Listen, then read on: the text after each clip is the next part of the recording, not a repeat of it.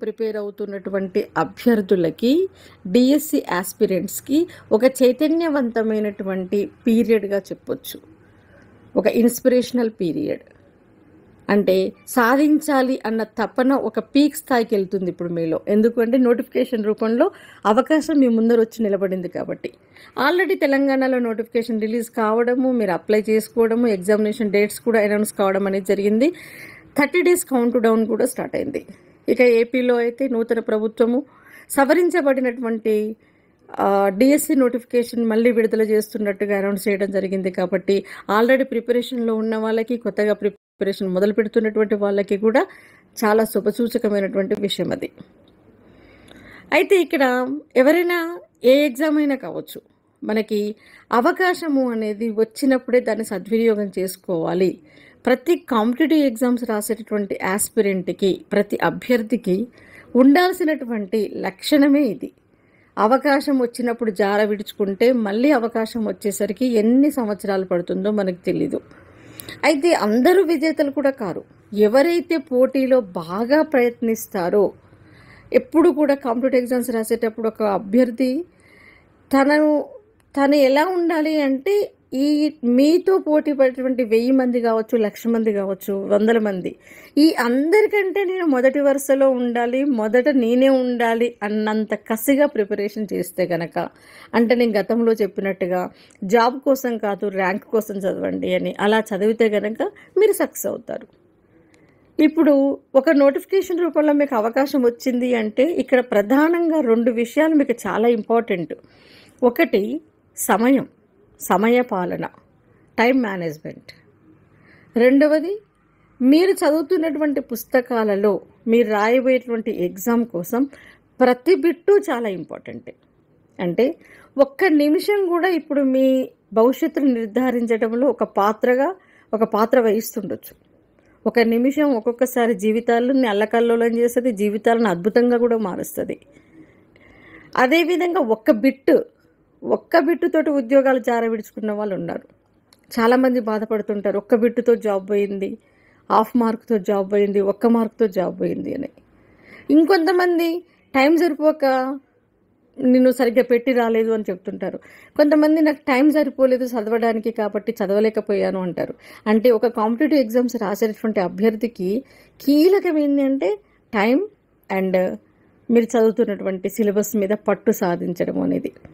ఇక్కడ టైంని, ప్రతి నిమిషాన్ని మీరు సద్వినియోగం చేసుకునేంతగా మీ విల్ పవర్ పెరగాలి అన్నా, ప్రతి అంశం పట్ల మీరు పట్టు సాధించి ప్రతి బిట్టు ఏ రూపంలో ఏ రకంగా ఎలా ట్విస్ట్ చేసి ఇచ్చినా మీరు ఆన్సర్ చేయగలిగే విధంగా సన్నద్ధం కావాలి అన్నా, ముందుగా మీ మనస్థితి అనేది దానికి తగ్గట్టుగా ఛాలెంజింగ్గా, ఇన్స్పిరేషన్గా, మోటివేటివ్గా సాధించాలనే కసితో మీ మనస్థితి అనేది మారాలి.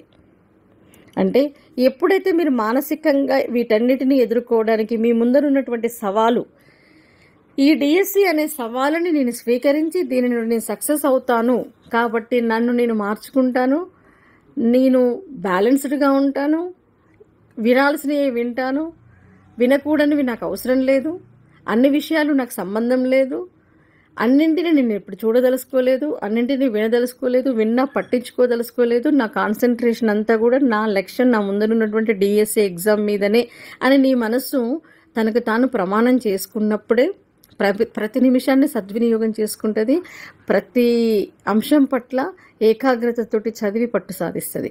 కాబట్టి మీరు ముందుగా మనస్థితిని ఎప్పుడు కూడా చాలా బ్యాలెన్స్డ్గా, ఇన్స్పిరేషన్గా ఉంచుకోవాలి. ఎందుకంటే ఎప్పుడు కూడా అసహనం రానియకండి, అదేవిధంగా నిరుత్సాహం రానియకండి.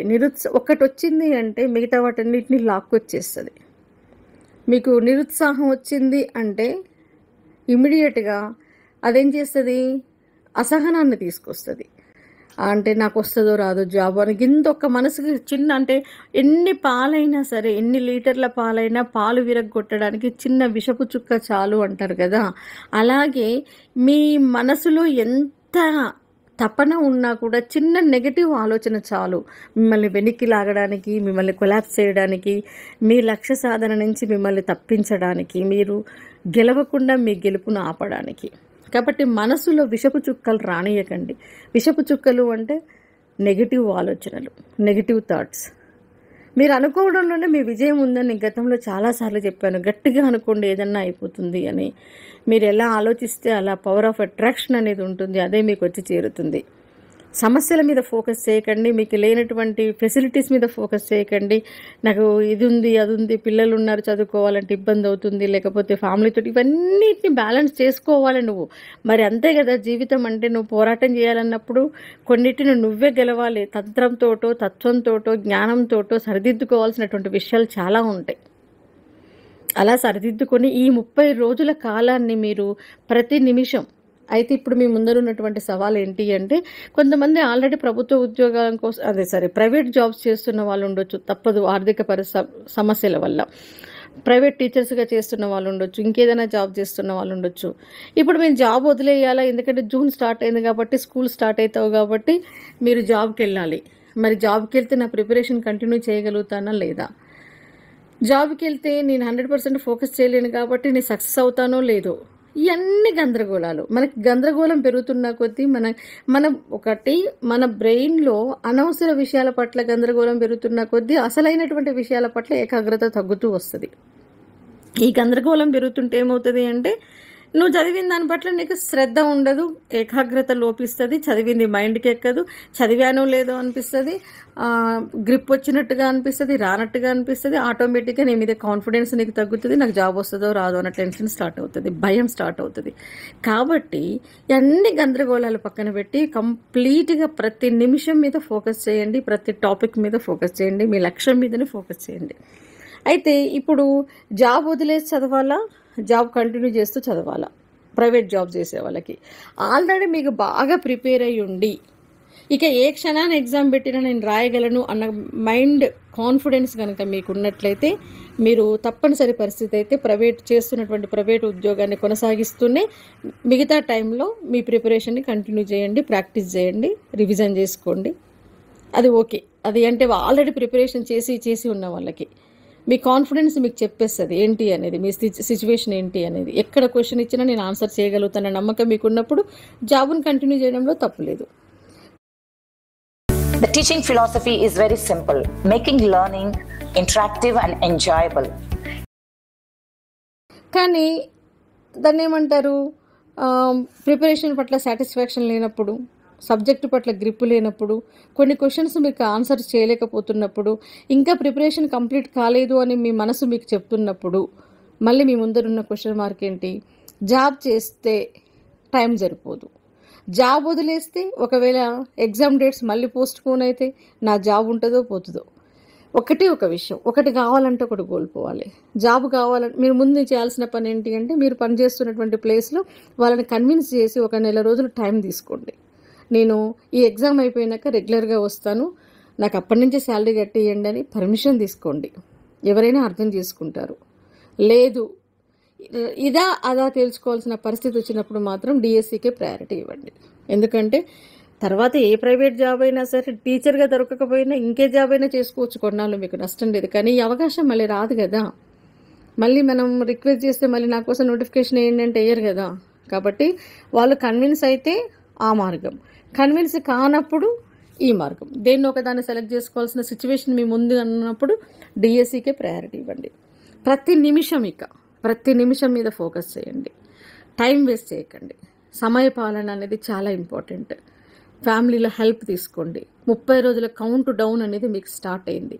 ఈ 30 రోజులు ఒక్కొక్క రోజు మీ జీవితాన్ని మార్చేయబోతున్నాయి.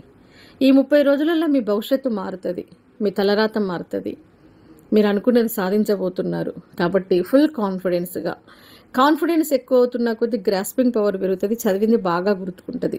కాబట్టి కాన్ఫిడెంట్గా ఉండండి, బాగా మీ ప్రయత్నం మీరు చేయండి అమ్మ. మీరు ఎంత చదువుతారు, ఎంత కసిగా చదువుతారు అనేది మీ ప్రయత్నం మీరు చేయండి. ఆ తర్వాత రిజల్ట్స్ అనేది ఇక మీ చేతిలో ఉండదు. ఆ తర్వాత నెక్స్ట్ అనేది మళ్ళీ తర్వాత ఆలోచిద్దాం. ప్రస్తుతం మాత్రం జెన్యూన్గా చదవండి. అదేవిధంగా ఏపీలో నోటిఫికేషన్ వచ్చింది కదా, ఖచ్చితంగా ప్రిపరేషన్ ఇమ్మీడియట్గా వెంటనే ఈ క్షణమే మొదలు పెట్టండి. మళ్ళీ నేను అప్లై చేసినాక మొదలు పెడతా, ఇప్పుడు మొదలు పెడతాను మాత్రం అనుకోకండి. ప్రతి నిమిషము మీకు ఇంపార్టెంటే.